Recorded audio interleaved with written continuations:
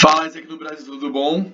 Se você chegou até aqui, é porque você já entendeu um pouquinho o que é NPS e quer entender ainda mais como você pode melhorar no seu escritório, como você pode melhorar a NPS a nível local. Meu nome é Faber, sou MCVP de Isaac no Brasil e quero falar para vocês como que a gente pode melhorar sim a nossa NPS a nível local também. Para começar, quero explicar que esse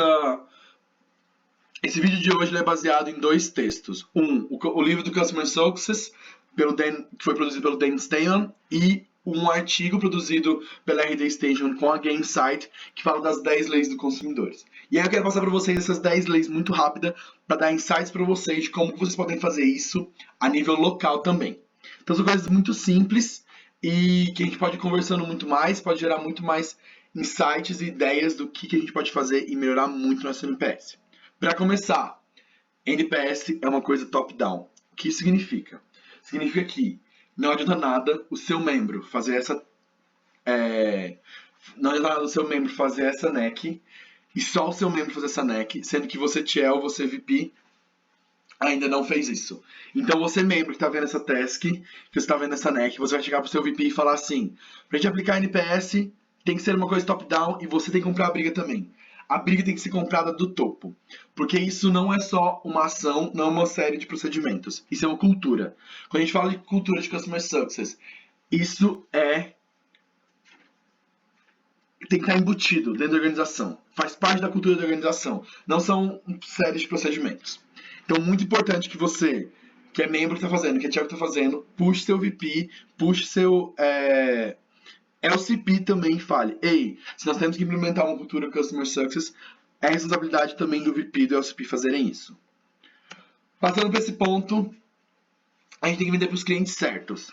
E aí, quando a gente fala em vender para o cliente certo, é quando entra a sinergia com o marketing, quando entra a sinergia com consideration, porque a gente tem que atrair para as pessoas certas e a gente tem que vender para as pessoas certas.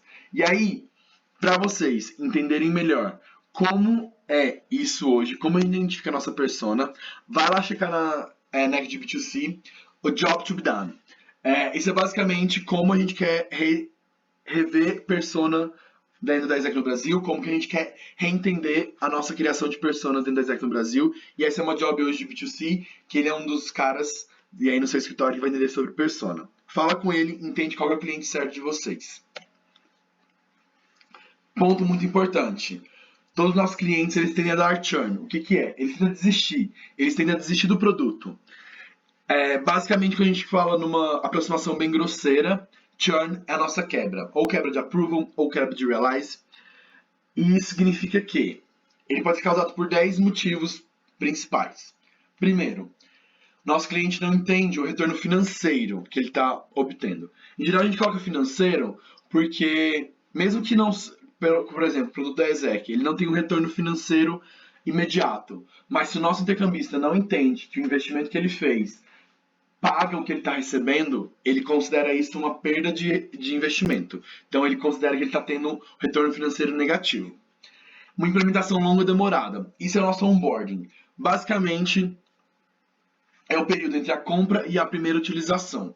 Isso significa que é o quê? É entre a compra do nosso intercâmbio, nosso APD, até o Realize. Por isso que eu falo muito que quanto maior a duração entre o Approve e o Realize, maior é a possibilidade de nosso intercambista desistir.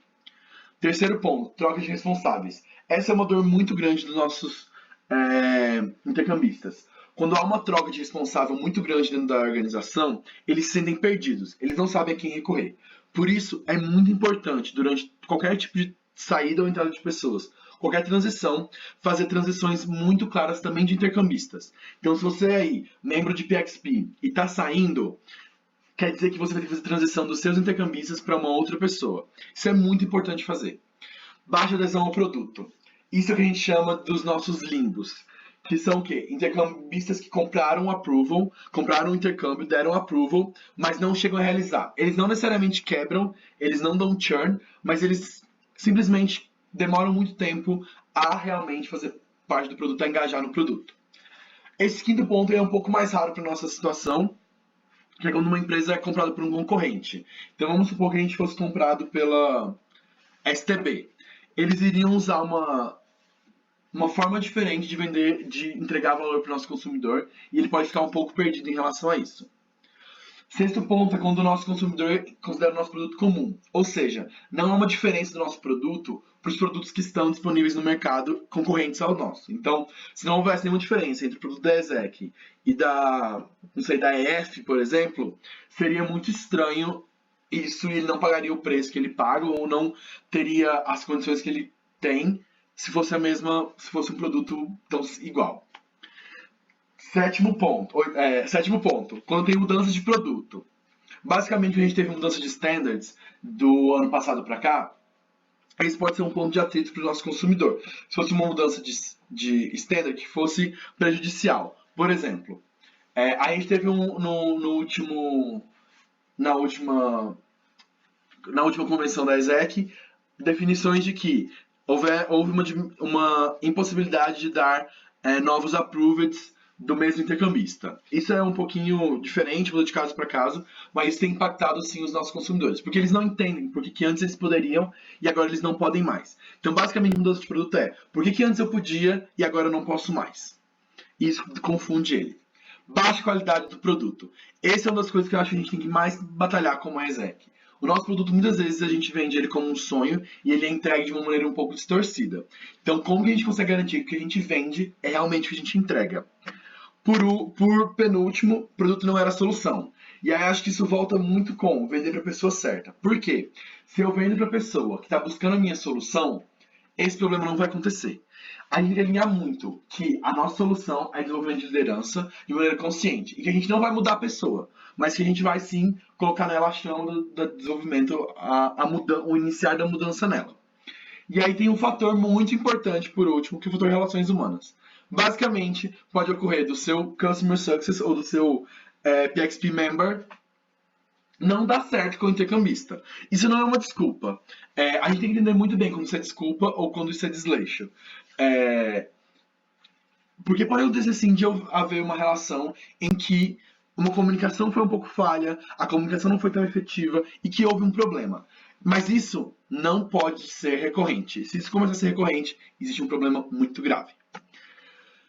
Quarto ponto, o seu sucesso é o sucesso do cliente. E aí vem uma pergunta, o que é sucesso para você? É felicidade? É dinheiro? É educação?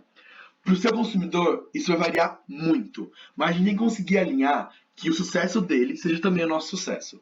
Se o sucesso dos nossos consumidores todos forem desenvolvimento de liderança, e eles perceberem que, quando eles estão em um país com uma cultura diferente, com uma realidade diferente, e isso é o sucesso para ele, quando ele perceber que ele voltou de lá mais líder, a gente vai estar consequentemente tendo produtos que são mais alinhados com o propósito de valor e que o nosso cliente espera. Então, garantir que o sucesso dele que o nosso cliente tenha sucesso com o nosso produto, vai garantir que a gente também tenha muito sucesso. Tá. Um ponto muito importante é entender a saúde do cliente. O que é a saúde do cliente? A saúde do cliente é basicamente todos os fatores que indicam que aquele cliente ele está saudável em relação ao nosso produto. Se ele está engajado, se ele está utilizando, se está sendo fácil para ele, se ele está sem nenhuma dor quanto à utilização do nosso produto, se ele se sente bem utilizando o nosso produto. E aí isso entram 3 regrinhas. Gerenciar e monitorar implacavelmente. A gente tem que gerenciar a todo momento. Se houve um problema, a gente tem que corrigir isso o mais rápido possível. Só que para a gente identificar esse problema, a gente tem que monitorar. Não adianta a gente não monitorar a saúde do nosso intercambista. Por isso a gente tem buscado entender como que o nosso consumidor se comporta durante a utilização do nosso intercâmbio com a gente. Porque a gente consegue medir a saúde dele, medir o quão saudável ele está, o quão realmente gostando ele está da experiência. E por fim, isso tem que ser implacavelmente. A gente tem que conseguir dados de muitos lugares. Porque se a gente passa 1 dia, 2 dias, sem medir a métrica certa, a gente pode passar a monitorar coisas erradas e a gerenciar problemas que não fazem sentido.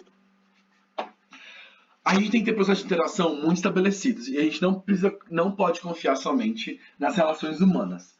Eu acho que a ESEC passou do momento de confiar em relações humanas e a gente precisa ter processos muito claros de entrega de valor e entrega de customer success. E aí entram 3 conceitos muito, muito importantes, que é o conceito do high touch, medium touch e low touch. Basicamente, essa é a maneira do quanto a gente se comunica com o nosso intercambista. Quando a gente fala em low touch, a gente se comunica pouco e muito digitalmente. Medium touch, a gente mistura algumas coisas digitais e algumas coisas pessoais e tem comunicação média. E high touch é uma comunicação muito intensa e, em geral, pessoalmente. Isso não significa que, para a gente ser melhor, a nossa comunicação tem que ser high touch. Por exemplo, a Netflix ela é uma empresa que comunica com você basicamente low touch. Ela não tem nenhuma interação física, ela não fala com você diretamente, tudo é comunicado através da plataforma ou então por e-mails. E eles conseguem ser uma das empresas que tem um NPS mais alto, entregam muita experiência do consumidor e tem um consumidor, em geral, muito feliz com a utilização do produto deles. É entender onde a gente se adequa. Isso varia muito de importância daquele consumidor, se ele paga muito mais caro ou não. Então, empresas que, em geral, trabalham com B2B, business to business, empresas que trabalham com empresas que vendem para empresas, elas em geral têm produtos que são high sales, produtos de vendas muito caras. E aí então eles têm um contato muito mais próximo. Enquanto que você, para o seu, por exemplo, Spotify, você paga R$17 e aí você tem várias coisas e aí são milhões de usuários. Esse é um produto em geral B2C e não tem como a empresa fazer uma conexão física com cada um dos clientes dela. Então a Exec ainda precisa entender em que nível que a gente está e o que a gente quer tratar com cada um dos nossos clientes.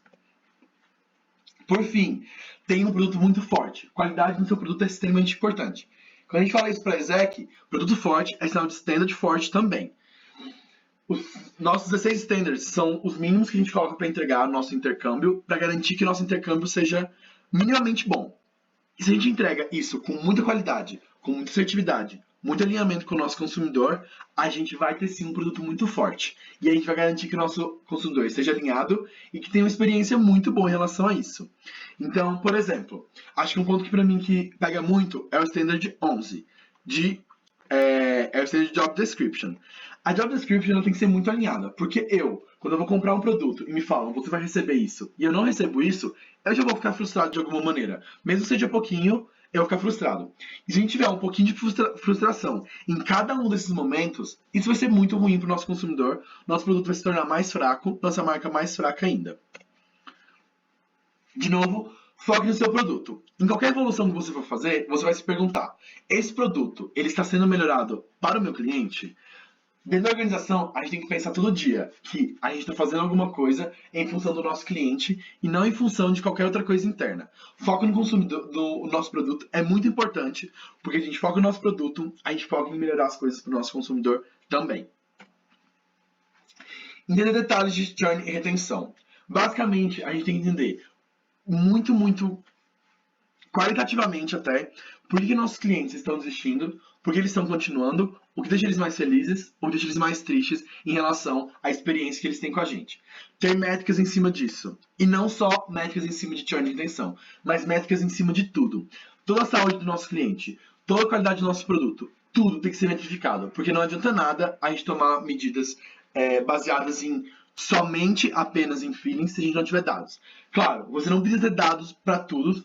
A nossa experiência ela pode nos dizer alguma coisa, mas os dados eles apontam sim a direção que a gente tem que tomar. Então, basicamente, isso é o que? A gente está falando de Customer Success porque a gente garante que a gente tem uma NPS alta. NPS alta é a métrica que garante que nossos consumidores são leais para a gente e eles sim adoram nossos produtos, gostam da nossa marca. E um dia, quem sabe, a gente vai ser uma empresa que referência e entrega de experiências, tanto quando a gente escuta falar sobre Spotify, Netflix, Uber, e várias outras empresas do quais a gente gosta muito. É isso? Show! Bora pensar agora o que a gente pode fazer a nível local para garantir entregas de experiências muito boas, para consequentemente tornar NPS muito altas e garantir isso aqui no Brasil muito mais contínua e sustentável e entregando cada vez mais histórias reais.